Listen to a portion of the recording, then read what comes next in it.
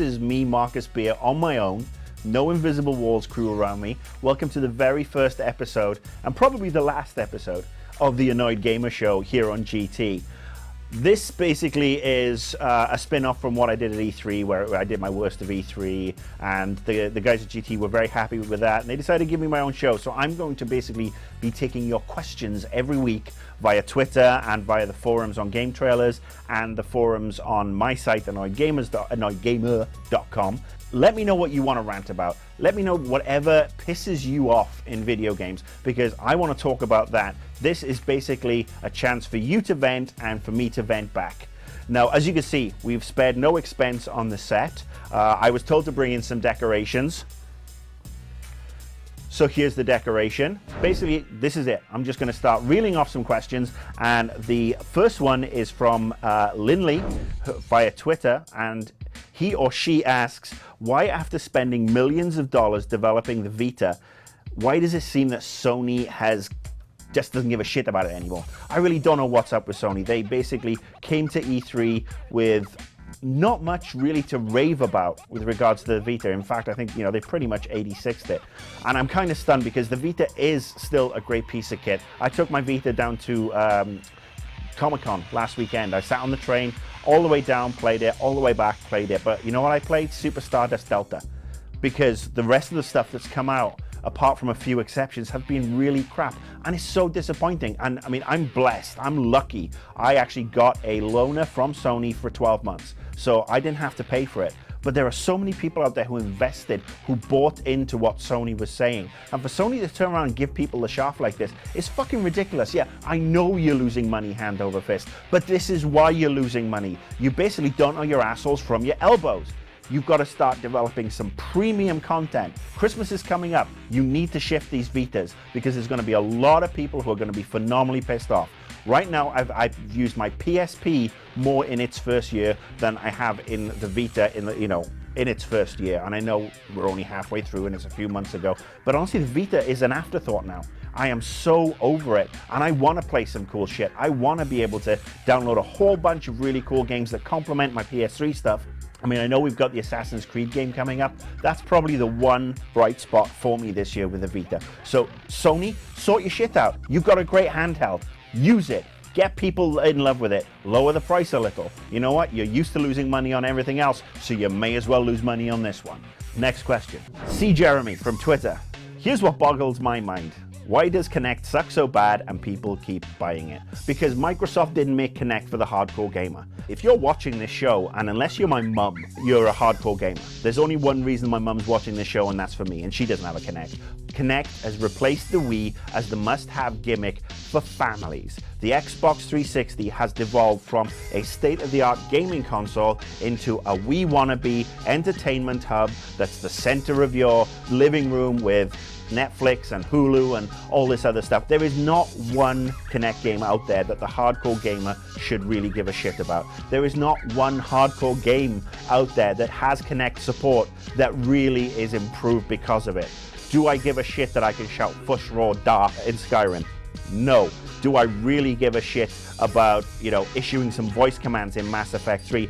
Well, not really, because if my girlfriend walks into the room and talks to me while I'm doing it, it listens to her and not me, because I have a British accent, and for some reason Kinect in the US can't understand the Queen's English. Kinect is a joke. Kinect is a joke for families to go out and play Just Dance and Kinectimals with bears and just Kinect Sports 6.5. If we have a new console in the next 18 months with Kinect 2, and we can have some great games that basically aren't games that make you look like you're having a seizure, well, great.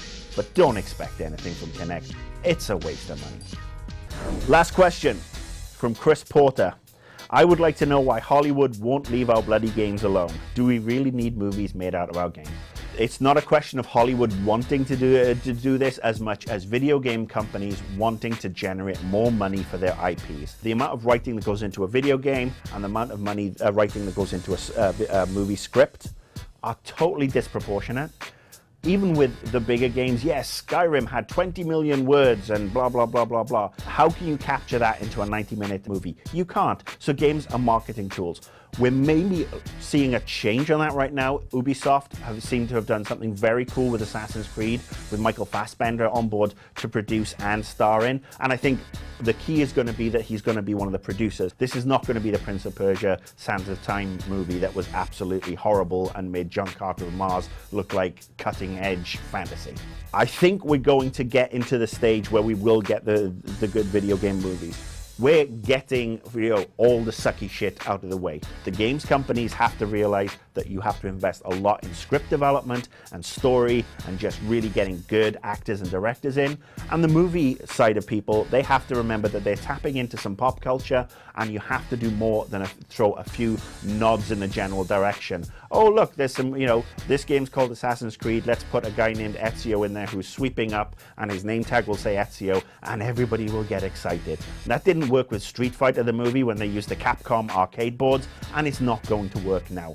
So once both sides grow up and realize that we are relatively smart people who are invested in the lore of our video games, then we will start to see some good shit. So that's all the questions.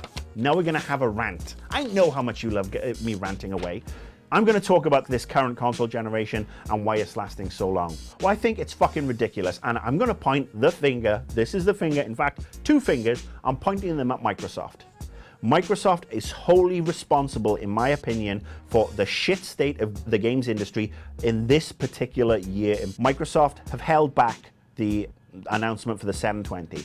We know it's in development, we know it's out there. They want to milk the 360 and the Kinect for all it's worth. The 360 is nowhere near as good as the PS3 is right now, because PS3 still has 2 or 3 years in it in my book. I think the amount of developers who are getting the hang of it and are producing some quality stuff for that title is, it's fantastic. We don't need a PS4 right now. We need to start seeing the next generation of games. The engines are so far advanced on where they were 7 years ago, it's not even funny. 3 years ago, when the Xbox hit its limit, in my opinion, is now old and passé. None of the games that are coming out this Christmas are games that I want to play on my 360. How sad is that? And I've been an Xbox fan since day one. I bought an Xbox day one with Halo.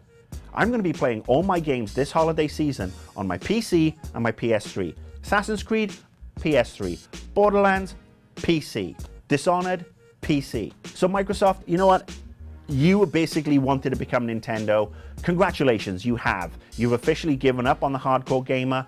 Stop concentrating on Surface and Windows 8. I mean, you've already screwed the PC gamer anyway. You don't give a shit about those guys with games with Windows Live. People are losing jobs right now because a lot of companies are scaling back in their development on current gen because they're waiting for the next one to drop. Stop dicking around. Give us what we want. We have put billions of dollars into your pockets, whether it be buying the first-party games, the console, or the amount of money that we spend on third-party games and you get a big cut from. Stop screwing the gamer left, right, and center. Give us something back, because you have taken a shitload off us in the last 7 years. On the edge, where you need to be. Tons of damage! And that's it. Short and sweet. Well, shortish. I'm guessing half of you guys are bored by now. Anyway, thank you for tuning in for the very first show. Hopefully we'll be here next week. If you want to submit questions, my Twitter is AnnoyedGamer. You can look on the GameTrailers forums this week to find a place to pop some questions in as well. Don't make them too long. And also you can go to annoyedgamer.com, which is my site with my forums, and you can drop a question there as well. I want to know what pisses you off. I want to know what really gets your goat about the games business. Something new, something controversial, or do you have something that's really bugged you for 3 or 4 years? Let's just get one thing straight. I'm not a console fanboy. I'm a games fanboy.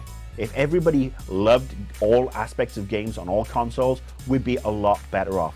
The tribalism is bullshit. Get over yourselves, start loving games. Come back to me next week with your comments. Thanks for tuning in. I'm off to the pub.